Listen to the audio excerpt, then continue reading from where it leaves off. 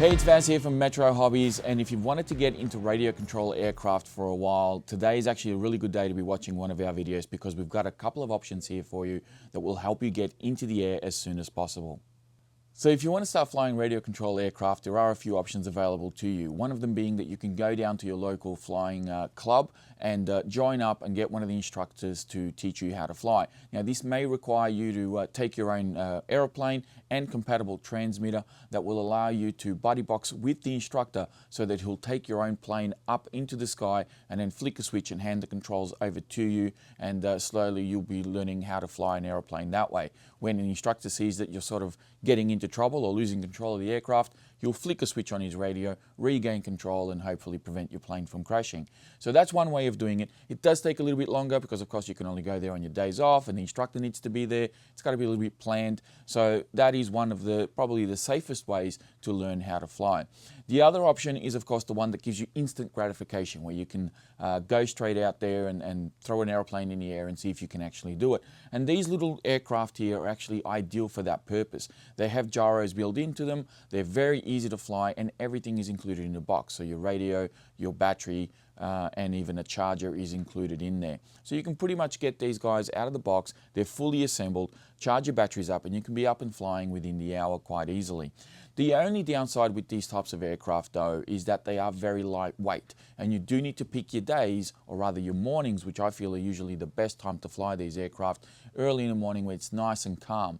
Anything above 5 km/h winds, and these little guys are going to get blown around in the sky. So you don't really want to do that. You know, I know that you probably get a bit excited, you want to go out and fly as soon as you get it, but you really need to pick your days. Otherwise, this poor guy, you know, could end up on top of a tree somewhere or over a fence, and then, you know, your neighbour's little chihuahua will just have its way with it and tear it to shreds. So you don't really want to do that.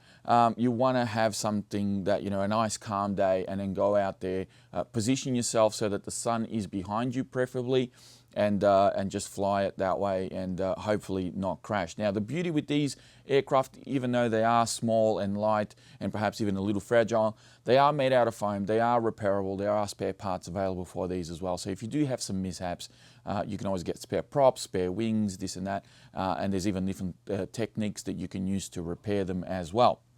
But that will get you in the air pretty much straight away.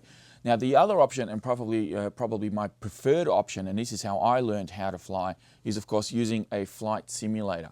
This probably is a little bit more boring, I guess, because you're not going to be outside, but in the long run it will save you the most amount of money, because you will have the opportunity to fly a variety of different aircraft with a flight sim in the safety of your own home, and it doesn't matter if it's windy outside or raining, or if it's daytime or nighttime, you can do this at home. And ideally all you're going to need is the software, a radio if the software doesn't come with it, and of course the dongle so that it will actually connect to the laptop or PC, so that you can actually, you know, the radio has something to talk to and can work the actual software itself. Learning to fly this way is a little bit virtual, I understand that, but the simulator does actually mimic real life very, very well, and I can say this from experience because I've got the sim myself. I've learned how to fly in that regard, and when you go out to the field, it's really not that different. The biggest I guess benefit of doing it with the flight simulator is that will teach you muscle memory on your fingers. It'll teach you coordination, so that when the plane is coming towards you, or if you get a gust of wind and it gets blown around a little bit, you know how to react, and you know what to do with the aircraft and how to bring it back, you know, within the circuit and so forth, and how to land and take off and do all those sorts of things. But the beauty of it as well is that when you do decide to get your own aircraft, you don't have to start with these tiny little guys. You can go for something that's a little bit bigger, a little bit more proportional, that can handle a bit more wind, that has a bit more power, and that'll give you a little bit more confidence as well when flying.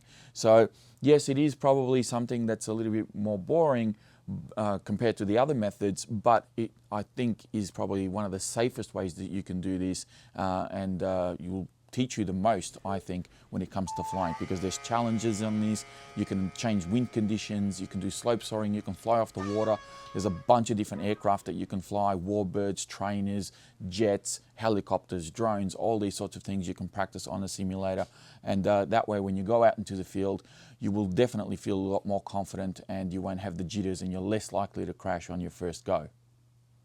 Okay, so this pretty much wraps up our video of introducing you to the hobby of RC flight. If you have any further comments or questions, please be sure to leave them in the comment section down below in the video. Of course, let us know as well in the comments if you want us to continue to do more content like this regarding RC flight. This is very much in my wheelhouse. I'm very comfortable talking about this. So if you have any questions about this, please leave them in the comment section, or feel free to call or email Metro Hobbies and I'll do my best to answer those questions. But for now, I'm going to leave it here. Thank you all very much for watching. Don't forget to hit that like button on the way out. Subscribe if you're new to the channel, and I'll be speaking to you all next time.